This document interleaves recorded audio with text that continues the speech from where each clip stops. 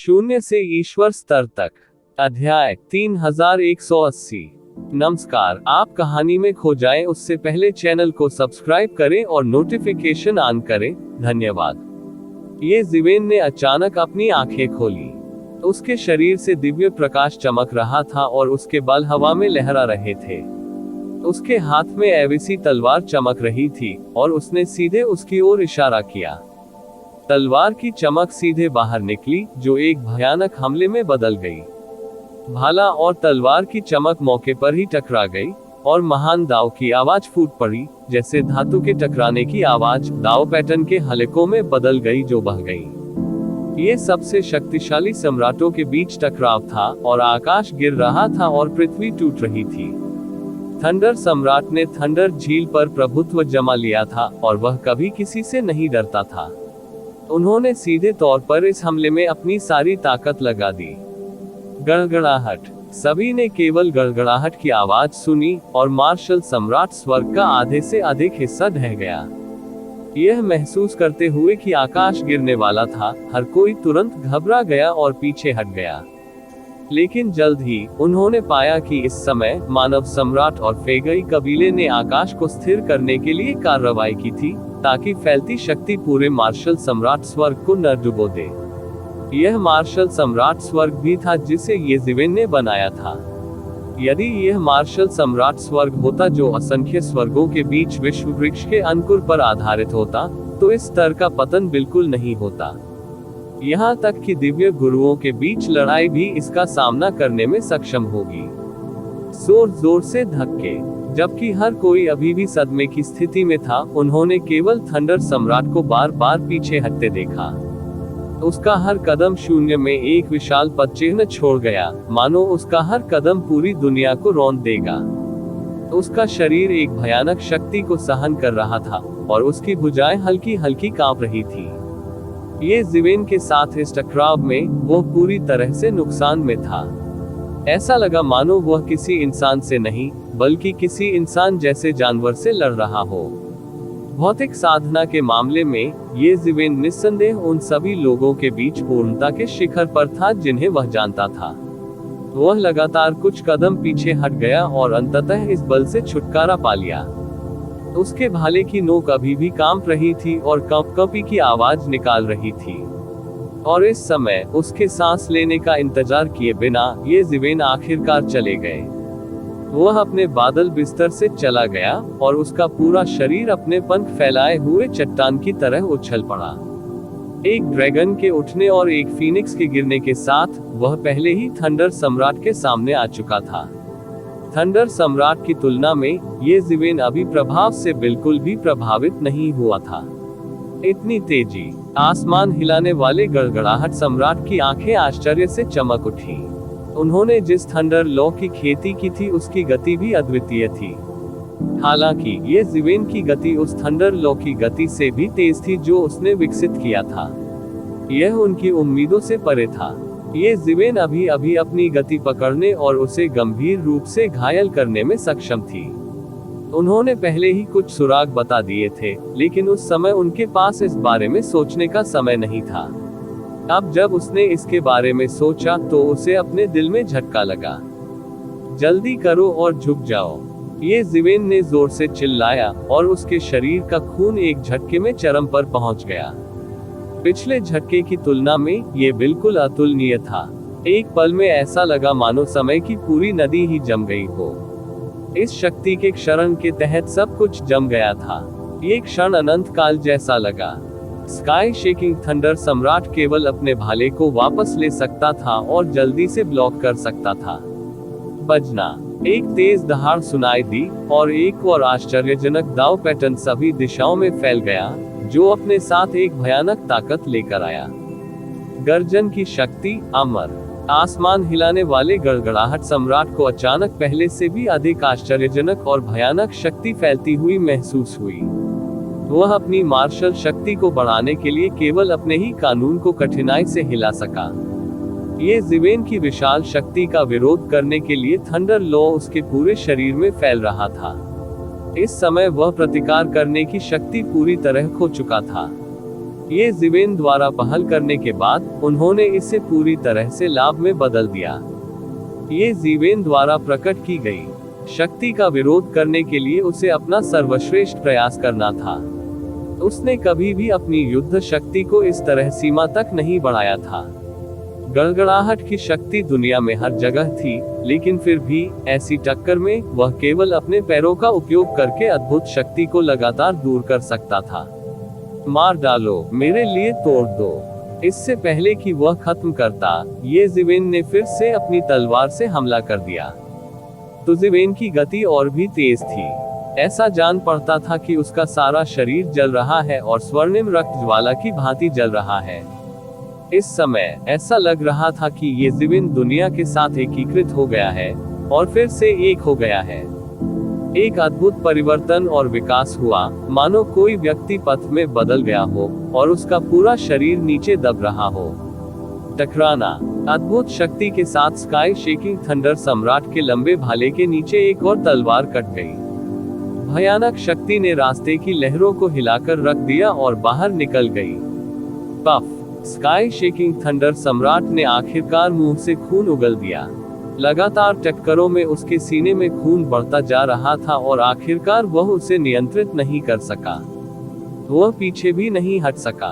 उसके पैरों ने शून्य में दो विशाल अंतरिक्ष दरारें खींच ली।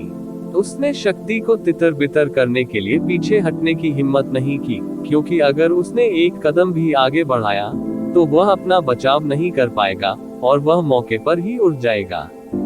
इस दृश्य को हर कोई हैरान होकर देखता रहा। ये दृश्य बहुत तेजी से घटित हुआ था। इसने उन्हें प्रतिक्रिया देने का कोई समय नहीं दिया।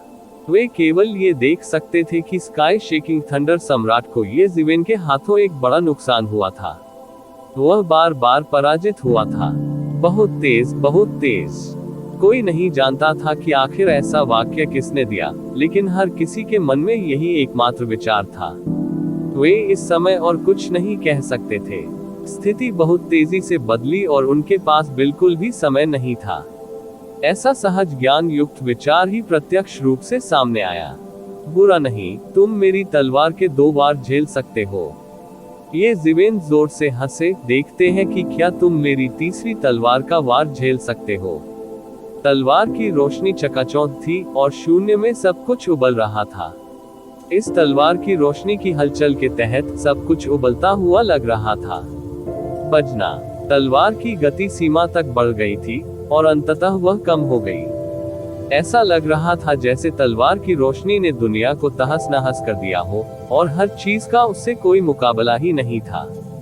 टकराना।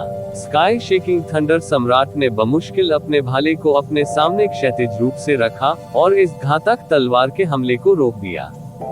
हालांकि उसने केवल सबसे घातक हमले को रोका था और कुछ नहीं।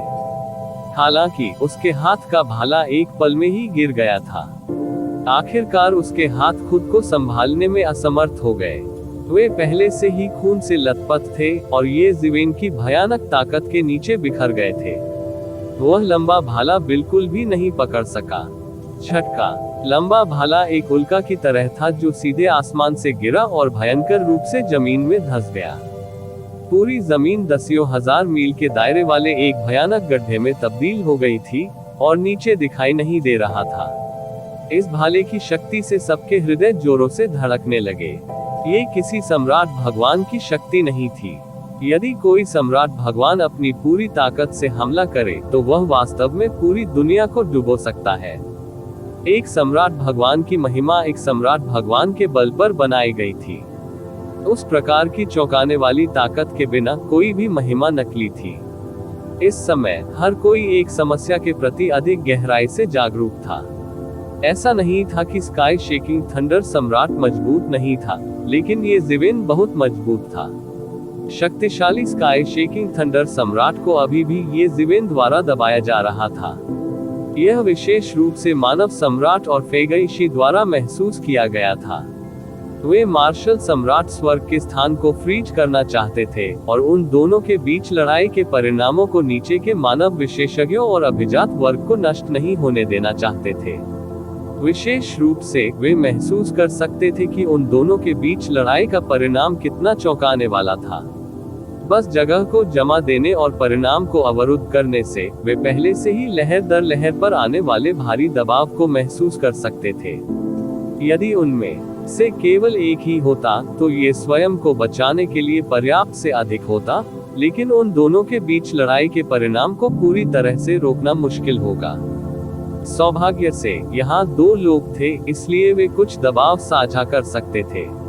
उन दोनों ने एक दूसरे की ओर देखा और उनकी शांत उपस्थिति में एक दूसरे के दिलों में आघात देख सकते थे। कोई भी इसे उनसे अधिक स्पष्ट रूप से महसूस नहीं कर सका। इससे कोई फर्क नहीं पड़ता कि उन्होंने कितनी अफवाहें और किंवदंतियां सुनी थी। वास्तव में यह उतना प्रत्यक्ष और चौंकाने वाला नहीं था जितना कि ये ज़िवेन को हत्या की होड़ में जाते हुए देखना। उनकी आंखों के सामने स्वर्ग हिलाने वाले गड़गड़ाहट सम्राट ने मिश्रित रक्तसार का एक और उगल दिया, उसके आंतरिक अंगों के कुछ टुकड़ों के साथ। इससे पहले कि वह अंततः खुद को स्थिर करने में कामयाब हो पाता, उसका पूरा शरीर एक के बाद एक कई विशाल पहाड़ों को तोड़ता हुआ उड़ गया। ये ज़िवेन की तलवार की गति भारी होती जा रही थी।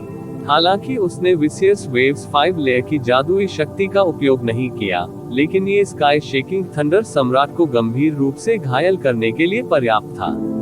भले ही यह अचानक हमला नहीं था, स्काई शेकिंग थंडर सम्राट के पास आमने सामने की लड़ाई में जीतने की थोड़ी सी भी संभावना नहीं थी। आत्मसमर्पण करे या नहीं, ये ज़िवेन की आकृति शून्य में तैर रही थी। उसका एक हाथ उसकी पीठ के पीछे था और दूसरे हाथ में एवेसी तलवार थी। उनकी अभिव्यक्ति उदासीन थी और उनकी आंखें ब्रह्मांड के जन्म और मृत्यु से भरी हुई थीं। उसकी युद्ध शक्ति भी धीरे धीरे बढ़ती जा रही थी। मैं आत्मसमर्पण नहीं करूंगा, स्काई शेकिंग थंडर सम्राट ने अपने दांत पीस लिए और दृढ़तापूर्वक कहा। उसके हाथ धीरे धीरे ठीक होने लगे और जब उसने ये ज़िवेन को देखा तो उसकी आंखें खून से लथपथ हो गईं। वह थंडर लेक लैंड का प्रतिष्ठित सम्राट था और वह अजेय था। अब उसे उस मानव जाति के सामने झुकना पड़ा जिसे वह हमेशा हेय दृष्टि से देखता था। ये कैसे संभव हो सकता है? यह आपके ऊपर निर्भर नहीं है, ये ज़िवेन ने व्यंग्य किया। गर्जन, आकाश को झकझोर देने वाला सम्राट गरजा और सीधे शून्य में परिवर्तित हो गया। वह वापस स्काई शेकिंग थंडर बीस्ट के मूल शरीर में बदल गया। उसका विशाल शरीर एक प्राचीन दिव्य पर्वत के समान था और उसके चारों ओर वज्र की अनंत शक्ति वज्र के साम्राज्य में बदल गई। चूंकि तुम आत्मसमर्पण नहीं करना चाहते, तो मैं तुम्हें तब तक मारूंगा जब तक तुम आत्मसमर्पण नहीं करोगे। ये ज़िवेन ने सीधे एवेसी तलवार हटा दी और बाहर निकल गई। फिर उसने स्काई शेकिंग थंडर सम्राट की ओर जोरदार मुक्का मारा। टकराना, मुक्का आकाश कंपाने वाले गड़गड़ाहट सम्राट के शरीर पर जमकर लगा। बूम! स्काई शेकिंग थंडर सम्राट भयंकर रूप से जमीन पर गिर गया और सीधे जमीन से टकराया, जिससे पृथ्वी की एक चौंकाने वाली लहर पैदा हुई जो हजारों फीट ऊंची थी। पूरा मैदान हिल रहा था, मानो दुनिया का अंत आ रहा हो। हर जगह ज्वालामुखी फूट रहे थे और भूकंप लगातार आ रहे थे। स्काई शेकिंग थंडर सम्राट अभी भी आगे बढ़ना चाहता था, लेकिन ये ज़िवेन ने सीधे उसे पकड़ लिया और एक और मुक्का मारा। Boom, boom, boom! प्रत्येक मुक्का पृथ्वी से टकराने वाले धूमकेतु की तरह था और दुनिया हिल गई। प्रतिवेदन किसी भी खराब अनुवाद के बारे में हमें बताने के लिए टेक्स्ट का चयन करें और रिपोर्ट पर क्लिक करें। लेस देन पिछला सूचकांक, अगला ग्रेटर देन। इसी प्रकार के अपडेट्स लेते रहने के लिए हमारे चैनल ऑडियो बुक्स 108 को सब्सक्राइब करें और नोटिफिकेशन ऑन करें। धन्यवाद।